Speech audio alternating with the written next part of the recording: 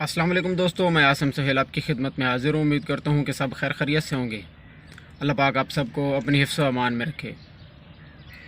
दोस्तों, जिन भाइयों के चेहरे पे दाने निकलते हैं और वो ख़त्म होने के बाद चेहरे पे जो दाग हैं वो बाकी रह जाते हैं और वो एक लंबे अरसे तक ख़त्म नहीं होते, उसके लिए आज हम आपके साथ एक आसान सी रेमेडी शेयर करेंगे। दोस्तों, आपने ये करना है कि आपने रोगन ज़ैतून और रोगन कद्दू ये दोनों चीज़ें बराबर वज़न में लेनी हैं और रात को सोते वक्त चेहरे पे लगाना है। हल्का सा मसाज करना है चेहरे पे। एक लंबे अरसे तक आप इसे इस्तेमाल करते रहें जब तक चेहरे के वो दाग हैं वो ख़त्म नहीं होते। बेशक आप उस वक्त तक इसे इस्तेमाल करते रहें। इंशाल्लाह आहिस्ता आहिस्ता जो है वो चेहरे के जो दाग हैं वो ख़त्म होने शुरू हो जाएंगे।